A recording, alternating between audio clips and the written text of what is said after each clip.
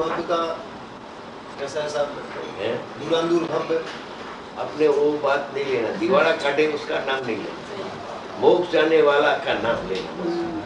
आपको मोक्ष जाना है नहीं, बस। व्यापारी का दाखला किसका लेता है? जो कमाता है उसका दाखला लेकर अपनी दुकान करना है। કેમ સતીશ બરાબર ને? એવું ઉત્તર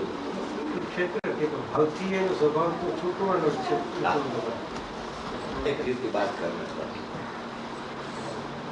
मैं भव्य हूँ बस, तो मोक्ष होगा ही होगा, तो क्या है, शंका क्यों कर? जिसको आत्मा रुचता है वो भव्य है बस,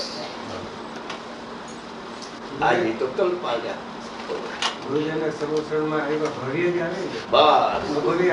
ऐसा लेना वचने केम दरिद्रता જલસા માટે દુકાન જ્યારે કરે હું કમાઈશ એમ જ લે ને, ભણવા બેસે તો હું પાસ થાઈશ કે હું ના પાસ થાઈશ ને ભણવા જાય કોઈ દી વાત કરે કોઈ ભણી જ ના શકે તો ભણી જ ન શકે।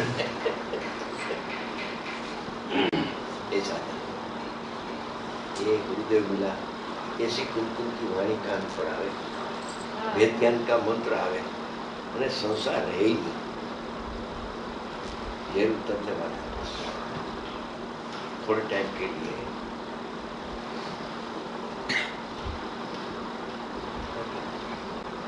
नहीं कहता करता हूँ, जिसको बैठ गया उसका अंत ही बस एक मंत्र बस है, ज्ञाता ही हूँ, कथन की ज्ञाता करता ही नहीं, सर्वथा ज्ञाता है। चक्षु क्या करती है?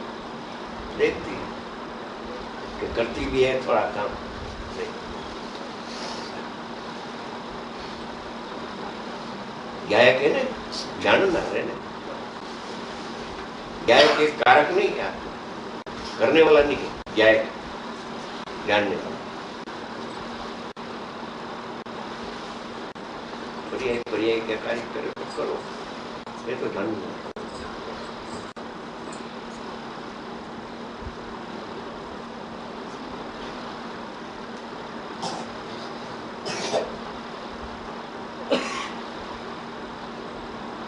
आत्मा राग से भिन्न है, इसलिए राग का करता नहीं, करता मानना वही अज्ञान। अज्ञान हो गया बस, अज्ञान का क्या विज्ञाता मानना करना हाथ मिलाता बस अज्ञानी हो गया। हाथ हिले तक अज्ञानी नहीं, मैं हिलाता बस वो भूल हो गई।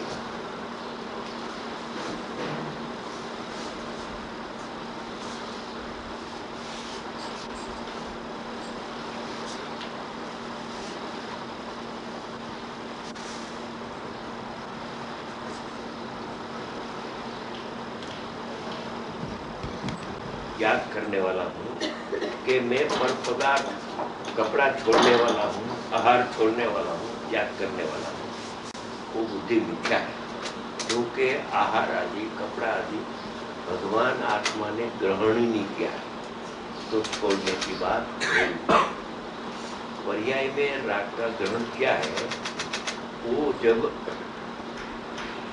आत्मज्ञान होता है तो राग की उत्पत्ति नहीं हुई, तो उपचार से राग का त्याग किया जीव ने, ऐसा कहा जाता है।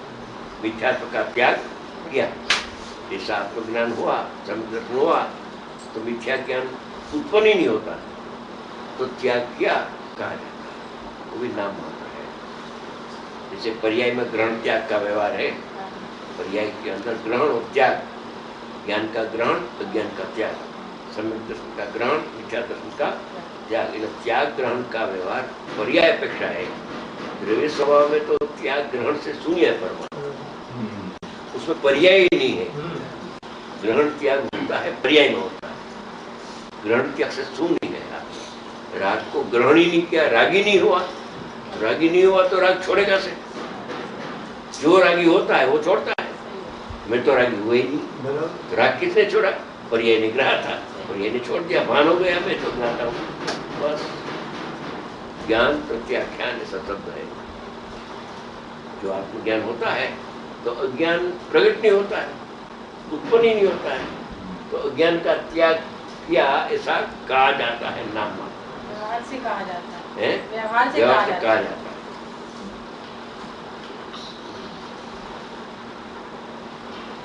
पर्याय में ग्रहण त्याग है।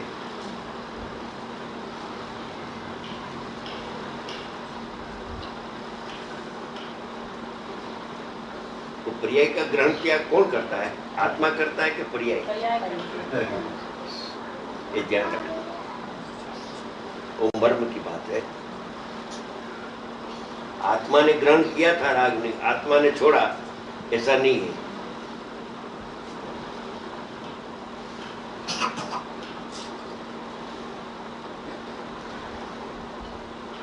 आरोप मत देना, भगवान आत्मा ऊपर आरोप क्यों देते?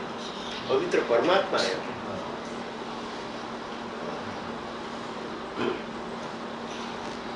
मूर्खाई का धंधा पर्याय में होता है, आत्मा मूर्ख कभी नहीं बनता।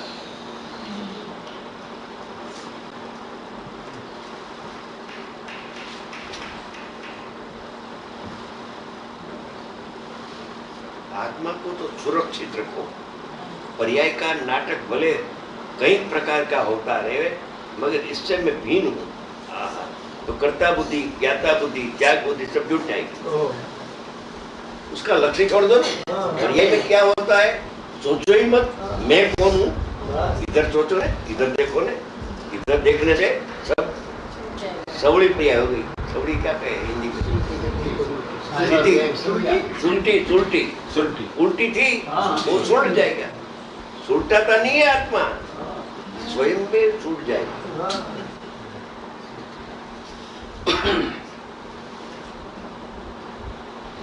लक्ष्य आया कि मैं तो गायक हूँ, मैं तो परमात्मा हूँ, करते करते हूँ।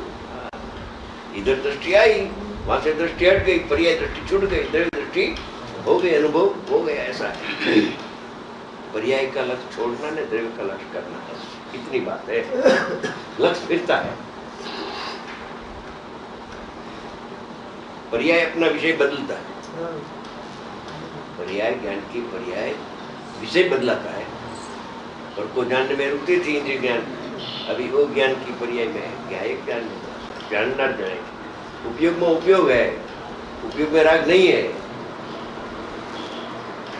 राग नहीं तो राग जनातो પણ નથી। જે છે એ જણાય છે, રાગ કેમ જણાતો નથી? કે તદરૂપો ન ભવતી, રાગ રૂપે જ્ઞાન થતું નથી, માટે જ્ઞાન રાગને જાણતું જ નથી। આત્માને જાણે છે કેમ કે તદરૂપો ભવતી, જ્ઞાનને આત્મા એકાકાર છે, તદરૂપ થઈ જાય છે, માટે જ્ઞાન એક જ જણાય છે, રાગ જણાતું નથી। જેમ રાગનો કરતા નથી, તદરૂપો ન ભવતી, તેમ રાગનો ખરેખર જ્ઞાતા પણ નથી। કેમ કે તદરૂપો તેમાં તન્મય થતો નથી। રાગમાં જ્ઞાન જાણે ક્યાંથી એને?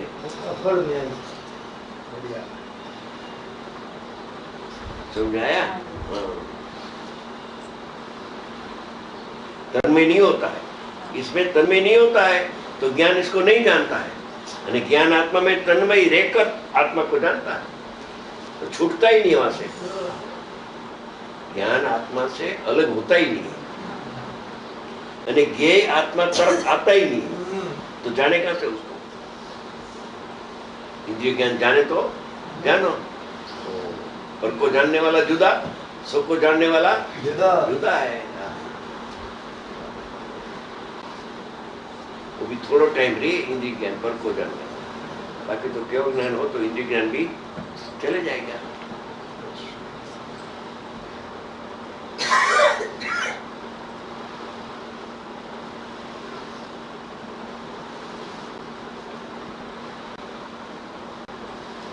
પરને હું જાણું છું, વ્યવહાર નહીં એમ બોલે, પણ માને છે કે નિશ્ચય પરને જાણું છું।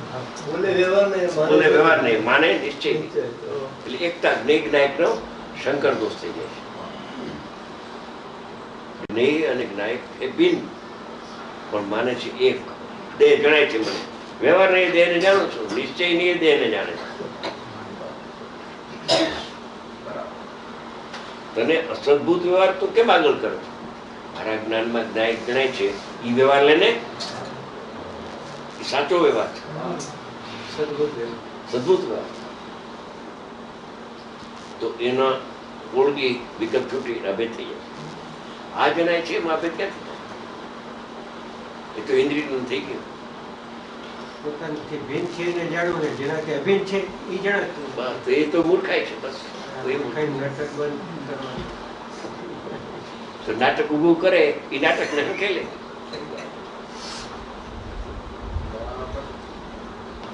વિચાર કરે તો એમ થાય કે ગજબ મૂર્ખાઈ ચાલુ જ છે. જ્ઞાન ઊભું કોણ કરે? પોતે જાણે છે જ્ઞાન, જણાય છે જ્ઞાન, જણાય છે જ્ઞાયક. બાલગોપાલ માને છે મને આ જણાય છે, તો શું કરું?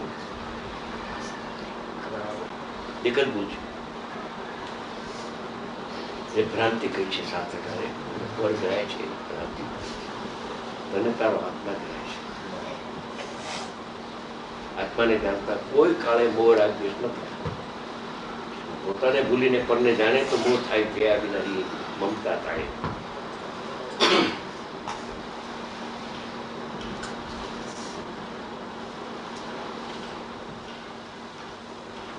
જેનાથી અભિન્ન છે એને નથી જાણતું એ તો મોટું આશ્ચર્ય છે.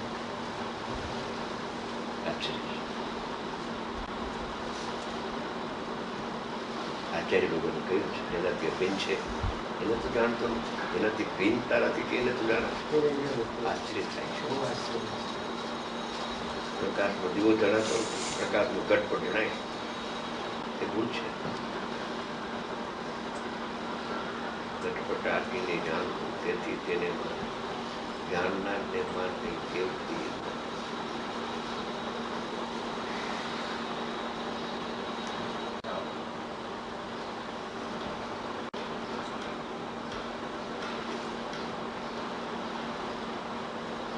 ગુરુદેવની ચર્ચામાં એકવાર એવી વાત આવી કે મુનિઓને આશ્ચર્ય થાય કે અરે આટલું સહેલું હતું અને મારો અનંત કરાયેલો ગયો.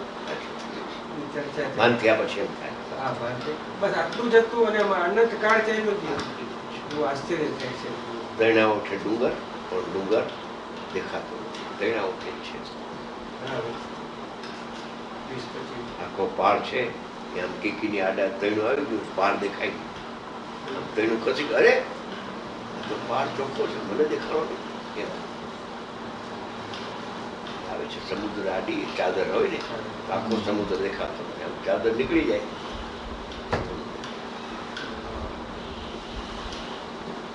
પોતે પોતાને ભૂલ્યો છે, પોતે પોતાને યાદ કરે. બસ બીજું કોઈ છે, કોઈ મદદ કરે એમ નથી. કેમ કે એક દ્રવ્ય બીજા કઈ કરી તો છોકરો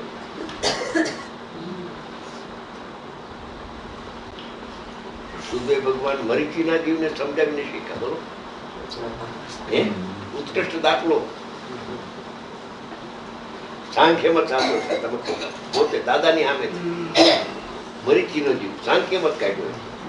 અત્યારે દાખલા બહુ દેવાની છે સમાજમાં. એટલે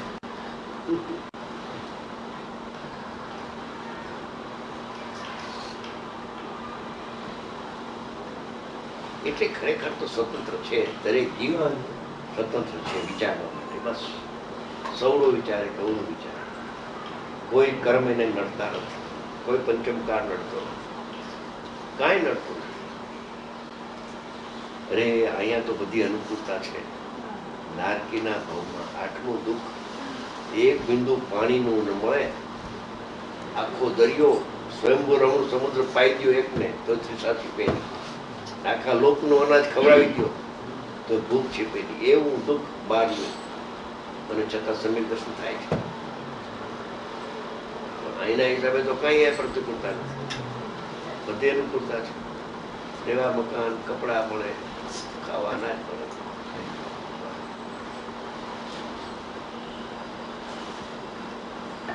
એને રુચિ જોઈ, લગ્ન લાગે, દુઃખ લાગે. કાલ કહ્યું અનુકૂળતા છે ને એમાં સુખની ભ્રાંતિ થઈ છે.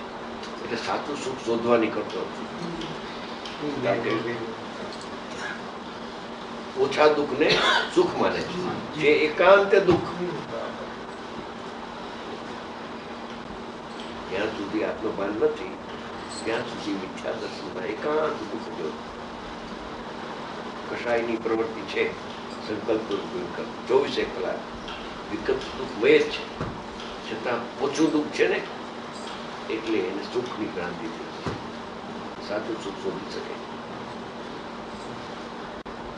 કેમ કે મેળવે કોની સાથે? બોલો, આત્મિક સુખ તો પ્રગટ નથી થયું અને જ્ઞાનીઓ કે છે એના પર વિશ્વાસ નથી આવતો. સુખની ભ્રાંતિ થઈ ગઈ.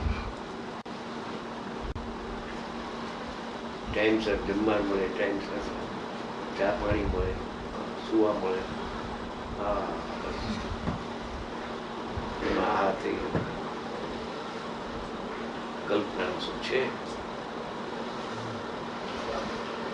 હા હા, એ સુખ હોય તો ચક્રવર્તી દીક્ષા શા માટે?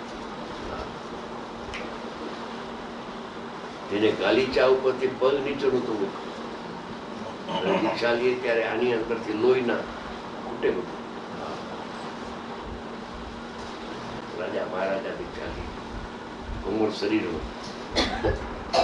એમાં શું ગુણ નથી? ગુણોમાં છે ને, ગુણી તો ગુણમાં છે.